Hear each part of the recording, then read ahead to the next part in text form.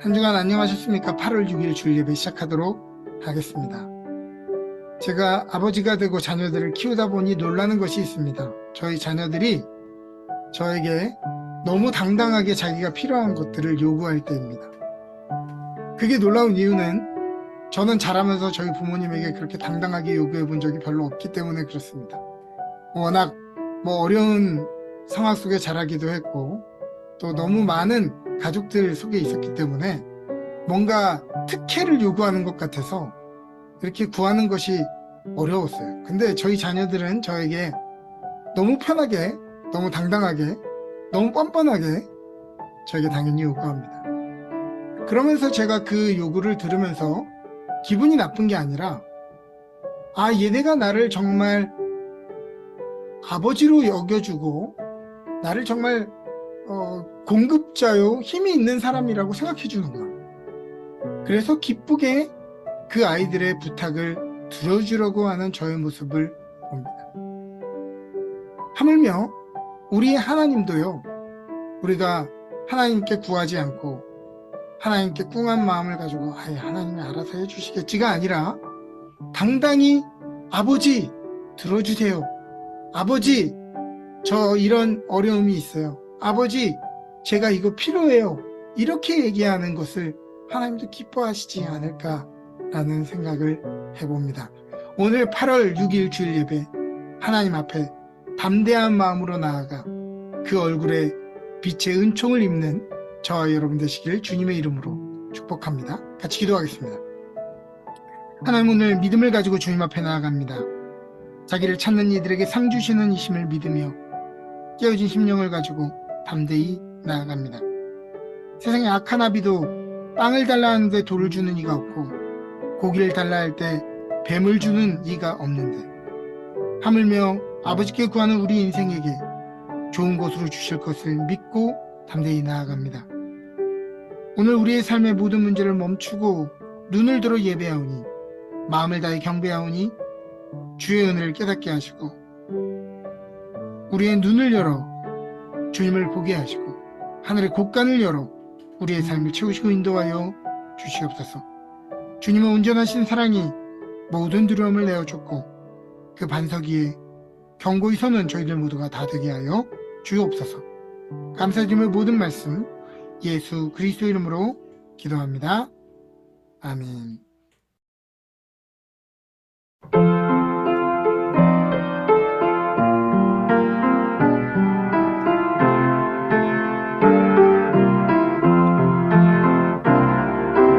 죄짐 맡은 우리 구주 어찌 좋은 친구인지 걱정 근심 무거운지 우리 주께 맡기세.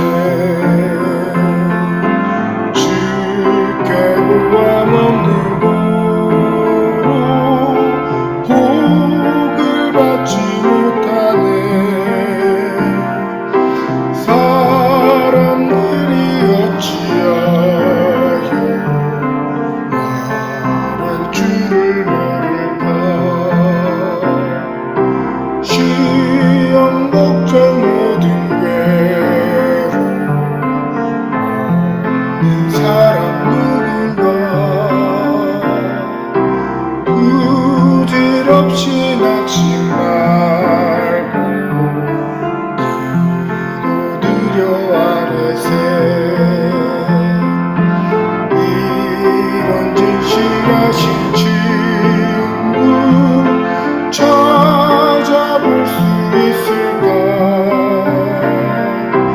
우리 약함 아시오니 어찌 아니하랬다. 근심 걱정 무거운지 아니 진짜 누군가. 피난처는 우리의 수 주께 기도드리세. 세상 친구 맹시야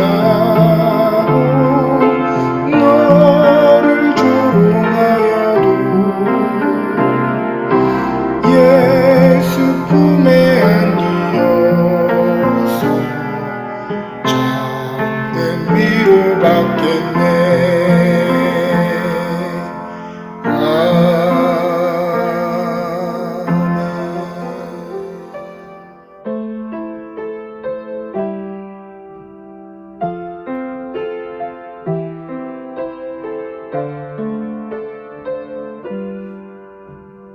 먼저 그 나라와 의를 구하라. 그 나라와 그 의를 그리하면 이 모든 것을 너희에게 더하시리라. 사람이 떡으로만 살고 다니요 하나님 말씀으로 그리하면 이 모든 것을 너희에게 더하시리라.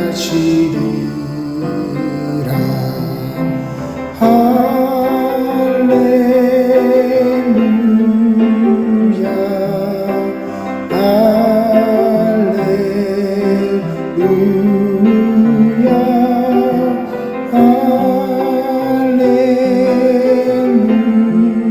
할렐루야 할렐루야 할렐루야. 구하라 그리하면 주실 것이요 찾으라 찾을 것이요 두드리라 문이 열릴 것이니 할렐루 할렐루야 할렐루야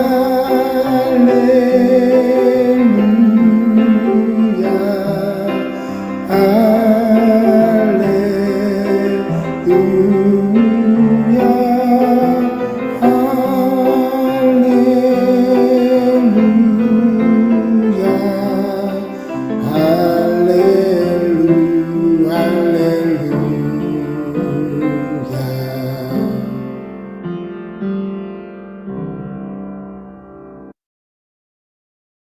다 같이 기도드리시겠습니다. 사랑과 은혜를 넘치게 주시는 주님, 우리에게 건강과 시간을 허락하시어 여기 런던 은혜교회 모여 주님께 예배드릴 수 있게 해주심 주님께 감사드립니다. 주님, 지난 한 주간도 우리는 크고 작은 일들 속에서 주님이 보시기에 만족스러운 선택들을 하여 왔는지 되돌아봅니다. 우리가 살면서 부딪히는 많은 선택의 기로에서 기도하면서 답을 구하였는지, 그리고 주어진 모든 결과를 겸허히 받아들이고 다시 기도하였는지 반성합니다. 아직 미약하고 부족한 점이 많은 저희들이기에 기도로 구하는 주님의 뜻보단 우리 스스로의 방식으로 선택을 하며 살고 있음을 고백합니다. 삶의 모든 문제들을 만날 때마다 더 기도하게 하여 주셔서 우리의 모든 선택이 주님의 뜻에 더 가까워지기를 기도드립니다. 주님, 우리 성도들의 가정을 위해 기도합니다. 우리 런던 은혜교회 성도들 모든 가정에 주님께서 넘치는 은혜를 베푸시기를 진심으로 기도합니다. 각자의 사정으로 지금 함께하고 있지는 못하는 런던 은혜교회 성도들의 건강과 안녕 역시 지키시어 다시 밝은 모습으로 이 은혜교회에서 같이 예배드릴 수 있도록 주님께서 그들을 지켜주시기를 소망합니다. 또한 런던 은혜교회 성도 모두와 그들이 그리워하고 소중히 여기는 모든 가족들의 곁에도 주님의 은혜가 함께하시어 모두가 건강하고 그들이 노력하고 소망하는 많은 일들이 주님의 보호 아래서 못 이뤄질 수 있도록 주님께서 함께하여 주시기를 기도합니다. 특별히 바뀌어진 기후로 인해 고통받고 있는 한국의 친지들과 이웃들 안녕을 위해 기도합니다. 큰 비와 더위 속에서도 그들이 지치지 않고 건강한 삶을 살아가도록 주님께서 지켜주시기를 기도합니다. 런던 은혜교회를 위해 기도합니다. 정성으로 예배를 준비하며 말씀을 중심에 두는 이 교회가 주님께서 주어진 소명을 다하는 영광이 가득한 교회가 될 수 있도록 주님께서 늘 함께하여 주시기 바랍니다. 또한 말씀을 전달하실 목사님을 위해서도 기도합니다. 목사님께서 헌신을 다하여 준비하신 후 모든 말씀이 예배에 참여하는 이들에게 축복의 통로가 될 수 있도록 주님께서 목사님께 큰 힘이 되어 주실 것을 믿습니다. 예배의 시작과 끝까지 우리와 함께하여 주실 것을 믿으며 이 모든 말씀 우리 주 예수 그리스도의 이름으로 기도드렸습니다. 아멘.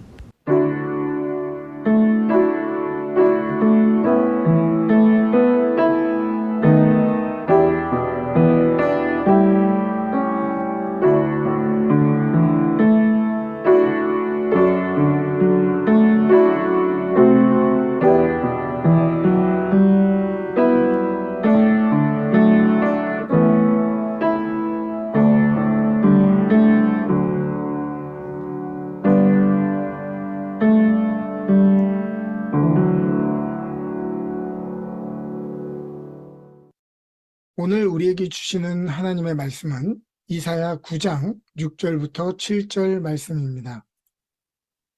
이는 한 아기가 우리에게 낳고 한 아들을 우리에게 주신 바 되었는데 그의 어깨에는 정사를 메었고 그의 이름은 기묘자라 모사라 전능하신 하나님이라 영존하시는 아버지라 평강의 왕이라 할 것임이라.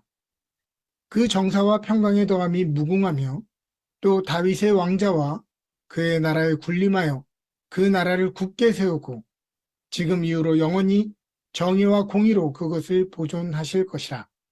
만군의 여호와의 열심히 이를 이루시리라. 아멘. 오늘 우리에게 주시는 하나님의 말씀입니다. 오늘은 이사야 9장 6절부터 7절 말씀을 가지고 주님이 다스리시는 나라라는 제목으로 말씀을 전하도록 하겠습니다. 저는 지금 목회학 박사 논문을 준비하고 있습니다. 제목은 Wesley's Project for Building a Public Community. 한국어로 번역하자면 공적인 공동체 구축을 위한 웨슬리 프로젝트 정도로 번역될 것 같습니다. 이제 앞으로 특별한 절기를 제외한 총 7주 동안 공적인 교회에 대한 주제로 설교를 나누고 그와 관련된 설문조사 등 여러 가지를 진행하려 합니다. 저희 논문을 함께 지도해 주시는 박사님이 있는데요.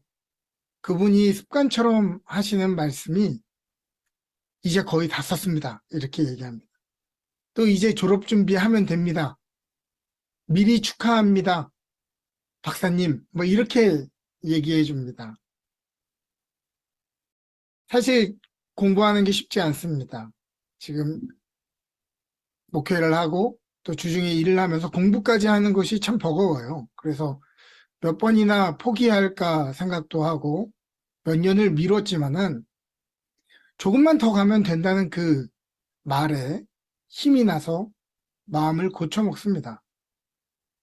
물론 한참 더 써야 되고요. 아직 해야 될 것이 많지만 그런 말을 들으면 언제 그랬냐는 듯 다시 힘이 납니다. 아직 그날이 오지는 않았지만 이미 그 자리에 서는 상상을 하니 소망이 생깁니다. 벌써부터 내년 졸업식 일정을 계획을 세우면서도 그 계획이 틀어지지 않도록 논문을 몇 번이고 들여다보며 수정하는 중입니다. 하나님의 나라도 이와 같지 않은가 생각합니다. 오늘 우리의 삶이 눈물, 억울함, 상처, 아픔, 고됨으로 가득해서 견디기 힘든 분이 계시다면 힘내시기 바랍니다. 하나님 나라의 완성이 멀지 않았기 때문입니다. 그러므로 예수님의 외침을 기억하시기를 바랍니다. 회개하라, 메타노메오, 마음을 바꿔먹으라는 얘기죠. 왜죠? 하나님의 나라가 임했기 때문입니다.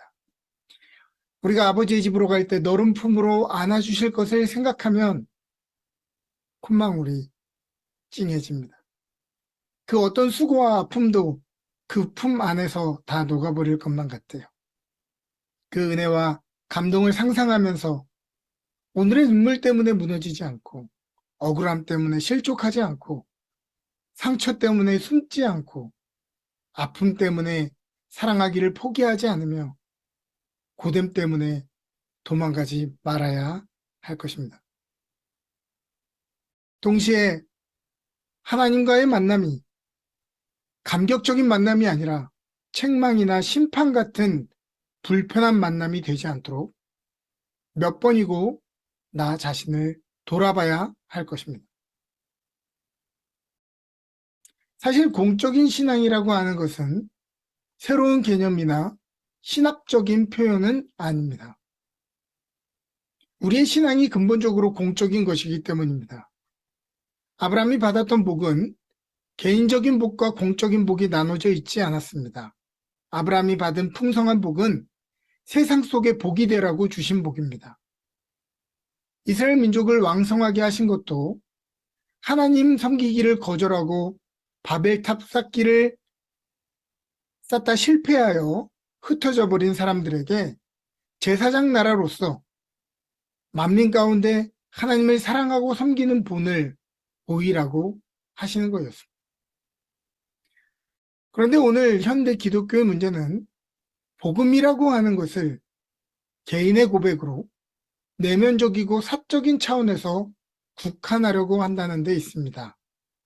예배는 참석하지만 공동체의 활동에는 참여하지 않고 내가 원하는 시간에 방법으로 하며 공적 예배로 돌아가려는 노력을 하지 않는다면 그것을 과연 건강하다 부를 수 있을까요? 예를 들면 결혼이라고 하는 것이 있는데 이 결혼은 개인적이고 내면적인 것으로 생각할 수가 없습니다. 그 자체로 공적인 것이죠.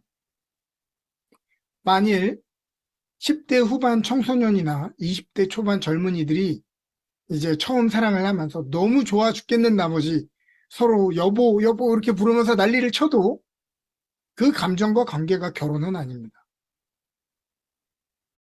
결혼은 했는데 결혼 생활은 안 하는 것, 이것은 말이 되지 않습니다. 결혼이라고 하는 것은 친지들 앞에 공표하고 정부에 등록하는 것과 함께 이루어지기 때문에 그렇습니다. 내 필요에 따라 마음대로 할 수 있는 내면적인 결혼 같은 것은 없습니다. 결혼에는 반드시 공동체가 함께 가는 거예요. 생계의 부담, 육아의 부담, 여러 갈등의 조정 같은 결혼 생활의 여러 가지 부분들을 포함하는 것입니다. 결혼은 새로운 공동체의 구성원으로 공적인 삶을 사는 것을 의미합니다. 예수님이 가르쳐 주시는 기도의 첫 부분인 하늘에 계신 우리의 아버지라는 표현은 우리가 하나님의 자녀가 되었다는 것이 하나님과의 개인적인 관계를 말하는 것이 아니라 온 세상의 아버지 되시는 하나님의 자녀로서 그러한 하나님의 자녀인 다른 형제, 자매들과 하나가 되었다는 것입니다. 그리고 그들의 아픔과 그들의 슬픔과 더 이상 우리가 무관하지 않다고 하는 것이죠. 우리는 자꾸 이분법적인 개념을 가지고 접근하기 때문에 믿음으로냐, 행함으로냐, 혹은 복음이냐, 율법 같은 그런 주제를 가지고 논쟁하게 되는 것입니다. 아니죠. 이 두 가지는 떨어질 수가 없는 것입니다. 믿기 때문에 행하는 것이고 행하기 때문에 더욱 깊이 믿을 수 있는 것이죠. 오늘 교회의 문제는 세상에 관심이 없다는 데 있습니다. 세상을 물들지 말아야 될 세속적인 공간 정도로만 여긴다는 데 문제가 있어요.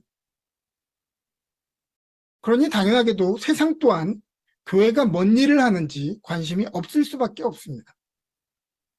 오늘날 교회가 병든 증세를 보인다면 그것은 개인의 선교를 유지하지 못하고 탈선하는 경우도 있겠지만은 더 본질적으로는 세상 속에서 반드시 해야 하는 역할을 잃어버렸기 때문일 것입니다. 짠맛을 잃은 소금을 먹은 사람은 짠맛을 잃은 소금을 먹었다고 생각하지 않아요. 이게 소금이라는 생각조차 안 합니다. 그냥 입에 들어가서는 안 될 작은 돌멩이가 입속에 들어갔다고 생각하죠. 그러면 어떻게 하죠? 자연스럽게 뱉고 마는 것입니다. 세상 속에 해야 될 역할을 잃어버린 교회는 세상 속에서 딱 그 정도의 취급을 받게 되는 것입니다. 구약 성서는 주님이 다스리시는 나라는 공의와 정의가 가득한 나라다라고 반복해서 말하고 있습니다. 공의라고 하는 히브리어 제다카와 미슈파트라는 단어가 있는데요. 이 단어에 대해 랍비 리스킨이라고 하는 사람은 긍휼의 공의, 도덕적 정의라는 말을 사용했고요. 삭스라고 하는 랍비는 분배의 공정함, 재판의 공정함이라는 해석으로 표현했습니다. 즉, 공의라고 하는 것이 다른 사람들을 돌보는 긍휼을 이야기한다면, 정의는 하나님이 우리 개인에게 요구하시는 바른 삶, 올바른 삶의 원칙을 의미하는 단어다라고 보아야 하겠습니다. 성경에 여러 구절들이 있는데요. 특별히 에스겔 18장 5절부터 9절은 우리에게 이야기합니다.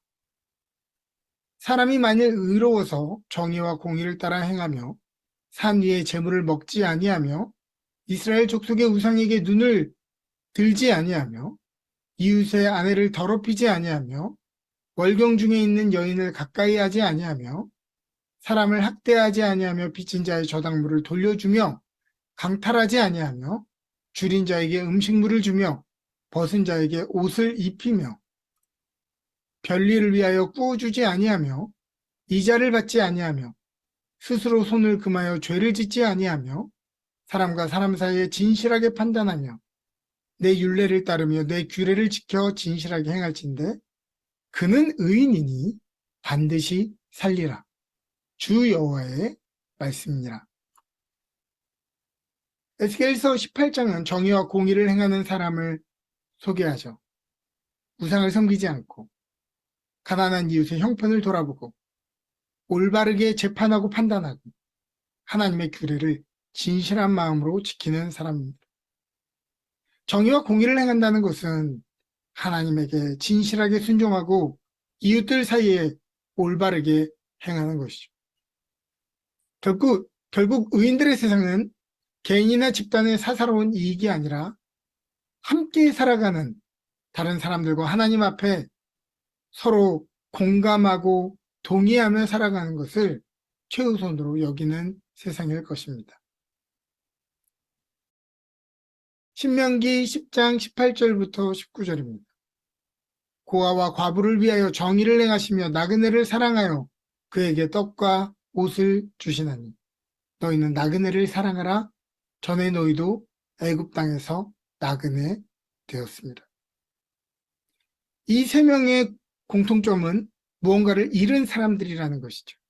고아는 부모를 잃었고 과부는 남편을 잃었고 나그네는 자신의 삶의 터전을 잃은 사람입니다. 이러한 사람들을 향하여 선을 행하고 그를 사랑하고 또 돌보라고 이야기하고 있는 것이죠. 출애굽기 23장 9절부터 12절입니다. 너는 이방 나그네를 압제하지 말라. 너희가 애굽 땅에서 나그네 되었은즉 나그네의 사정을 아느니라. 너는 6해 동안은 너의 땅에 파종하여 그 소산을 거두고 7째에는 갈지 말고 묵혀두어 내 백성의 가난한 자들이 먹게 하라. 그 남은 것은 들짐승이 먹으리라. 내 포도원과 감람원도 그리할지라. 너는 6해 동안 내 일을 하고 7째 날에는 쉬라. 내 소와 나귀가 쉴 것이며 내 요종의 자식과 나그네가 숨을 돌리리라.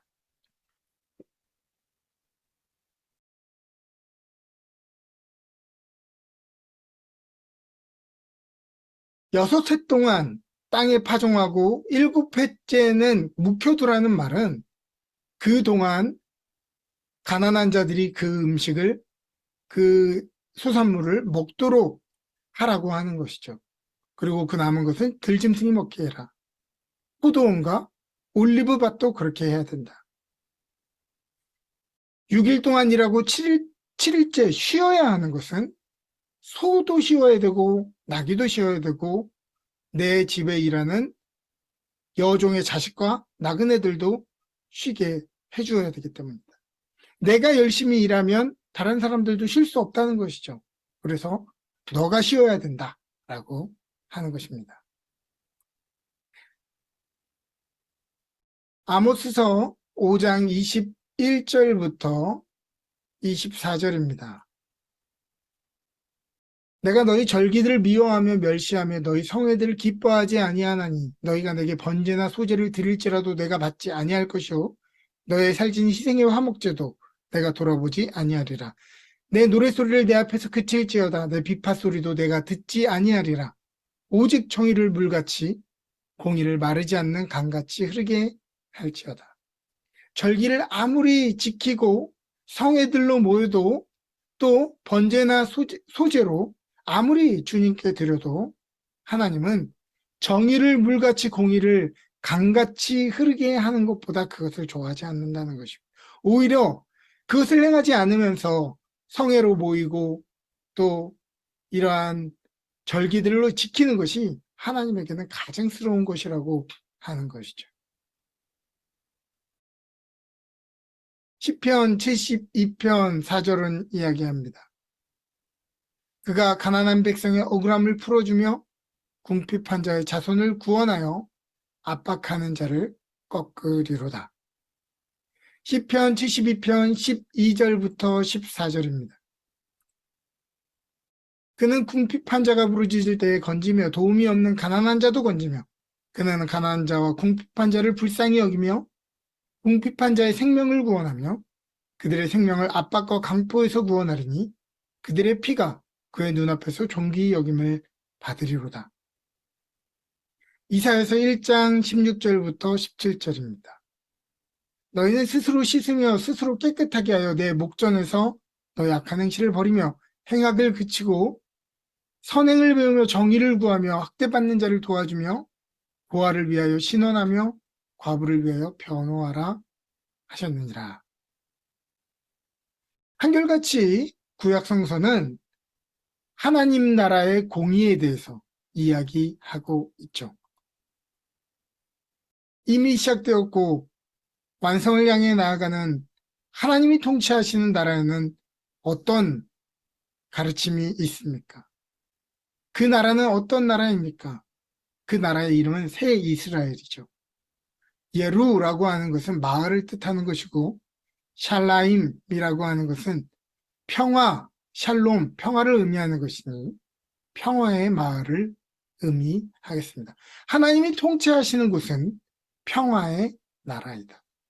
그런데 이 샬롬은 나 혼자 샬롬한다고 되는 것이 아니라 우리 지체 중 한 명이라도 샬롬하지 않은 사람이 있으면 이 공동체 모두가 샬롬하지 않은 것입니다. 그러므로 샬롬의 공동체는 상대방의 아픔과 어려움을 내가 짊어져 주는 적극적인 평화를 가진 곳이기 때문이죠. 평안함은 온데간데 없이 사라지고 불의가 판을 치며 거짓과 위선이 난무하는 사회와 국가에서 나 혼자 평안하고 감사하고 있다면 그것은 형통한 것이 아니라 기본적인 공감 능력마저 상실한 소시오패스의 마음인 것입니다. 복음은 결코 개인적인 마음의 평안함을 가지도록 요구하거나 윤리적이고 경건한 마음만 강조하는 차원에 머물지 않습니다. 복음의 목적은 개인의 구원이나 해탈에 있지 않습니다. 오히려 예수님의 탄생과 죽음이 로마와 유대인들의 정치와 밀접했던 것처럼 복음은 이 시대의 구조적인 악과 힘을 가진 사람들만의 손을 들어주는 편향된 세상에 예수님의 비폭력적인 방법으로 이 세상에 저항하며 그곳에 하나님의 나라가 임하게 만드는 방법을 의미하는 것입니다. 복음의 시작과 목적과 방향 모두가 공적인 속성을 가지고 있죠. 그렇다면 우리가 믿는 예수님은 어떠한 분이십니까? 오늘 본문은 우리에게 이야기합니다. 이는 한 아기가 우리에게서 낳고 한 아들을 우리에게 주신 바 되었는데 그의 어깨에는 정사를 메었고 그 이름은 기묘자라 모사라 전능하신 하나님이라 영존하신 아버지라 평강의 왕이라 할 것입니다. 그 정사와 평강의 더함이 무궁하며 또 다윗의 왕자와 그의 나라에 군림하며 그 나라를 굳게 세우고 지금 이후로 영원히 정의와 공의로 그것을 보존하실 것이라. 만군의 여호와의 열심히 이를 이루시리라. 예수님은 정의와 공의로 다스리시는 분이십니다. 공의는 진리의 잣대로 사람들을 판단하는 것이 아니라 사람들이 할 수 없는, 사람들이 그 기준에 도달하지 못한 것을 대신 치러주는 것입니다. 공의는 은혜가 포함된 말이지 은혜의 반대말이 아닙니다. 우리의 힘과 노력이 그것을 이루도록 해주는 것이 아니라 그것은 만군의 여호와의 열심히 이를 이루게 만든다고 오늘 본문은 표현하고 있습니다.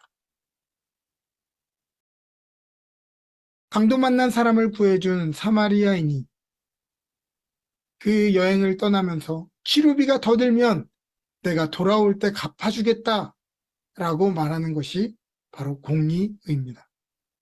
학비가 없는 학생을 위한 장학금을 주는 것, 지난번 이집트 선교사님이 나눴던 간증처럼 치료비가 없어 치료를 받을 수 없는 응급 환자를 여러 군데 수소문하여 대신 지불할 사람을 찾아 치료해 주는 것. 수해와 전쟁으로 고통받는 선교지에 물자와 헌금을 보내주는 것. 이뿐만 아니라 죄로 심판받을 우리가 예수님의 십자가 공로로 의롭다 여김을 받은 것 또한 하나님의 공의 때문입니다. 하나님의 그 선하신 그 채우심 때문에 우리가 은혜를 입은 것이죠. 사랑하는 여러분, 우리 모두 주님 앞에 서는 그날, 두려움과 죄책감으로 주님을 맞아들이는 것이 아니라 기쁨으로 주님을 맞이했으면 좋겠습니다. 그날이 오기까지 우리의 생각과 마음을 바꾸고 우리의 삶의 습관을 바꾸어야 하겠습니다. 내 상급, 내 영광이 아니라 자비 베풀기를 좋아하며 후하기를 원합니다. 다른 이들에게는 여유로운 기준으로 공의를 베풀고 나 스스로에게는 높고 깐깐한 기준을 세워 정의를 추구하는 하나님이 기뻐하시는 생활 속에 살아가는 저와 여러분 되시기를 주님의 이름으로 축복합니다. 아멘.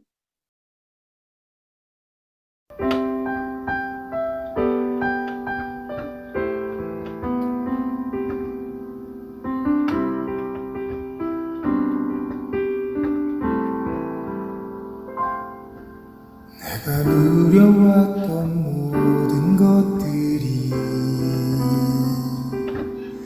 내가 지나왔던 모든 시간이 내가 걸어왔던 모든 순간이 당연한 것 아니라 은혜였소. 아침 해가 뜨고 저녁에 노을 봄의 꽃향기와 가을의 열매 변하는 계절의 모든 순간이 당연한 것 아니라 은혜였소. 모든 것이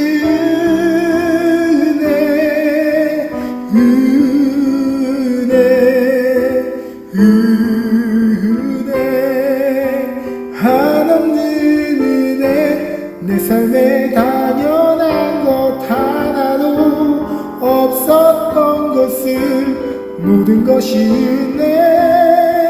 은혜였소.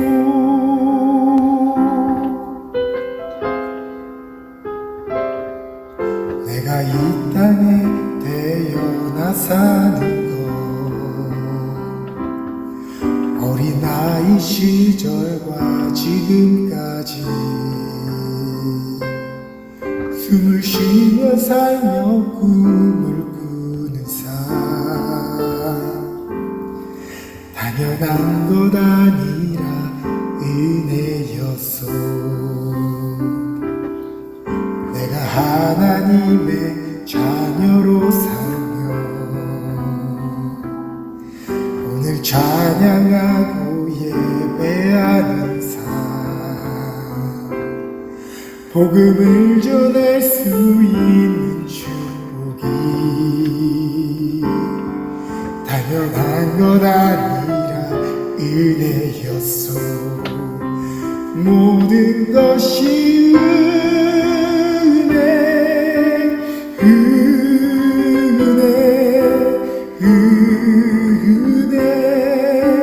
한없는 은혜 내 삶에 당연한 것 하나도 없었던 것을 모든 것이 은혜였어 모든 것이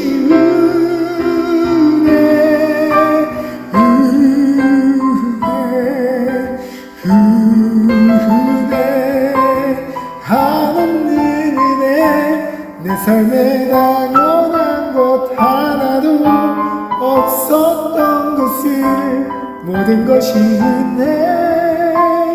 은혜였어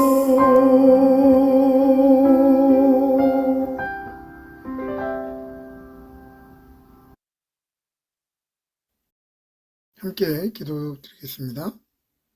우리의 생명의 근원이 되시며 소망의 근원이 되시는 주님, 오늘도 우리의 삶에 드려진 두려움과 여러 가지 불확실함 속에서 우리의 눈을 멈추어 주님께 고정합니다. 우리의 마음을 깨우며 이 시간 주님을 바라보며 이 예물을 드리오니 성도들의 연보를 기뻐 받으시고 흠양하여 주옵소서. 우리 손에 있을 때는 적은 것이지만은 그것을 내게 가져오라 말씀하시는 주님 손에 맡겨드릴 때에는 기적의 통로요, 기적의 재료가 될 줄 믿사오니 우리의 인생들을 또 우리의 교회를 그렇게 사용하여 주옵소서. 세상이 흉흉하고 미래가 불안할 때 돈과 말과 병거를 의지하지 않게 하여 주시고 잠잠히 주님을 바라보는 저희가 되게 하여 주시옵소서. 이 시간 드려지고 모여진 예물 위에 축복하셔서 하나님 나라에 귀히 쓰이게 하시고 지금도 불의한 세상에서 핍박받고 소외된 형제 자매들에게 위로와 힘이 되는 예물로 쓰여지게 하여 주옵소서. 감사드리며 예수님의 이름으로 기도합니다. 아멘. 지금은 우리 주 예수 그리스도의 놀라우신 은혜와 하나님 아버지의 지극하신 사랑하심과 성령님의 감화 감동 교통하시는 은혜가 우리를 부르신 삶의 한복판에서 주님의 공의와 자비를 베풀며 살기를 원하는 주의 성도들 머리머리 위에 그들의 기업과 가정 위에 지금부터 영원토록 함께 계시기를 간절히 축원하옵나이다. 아멘.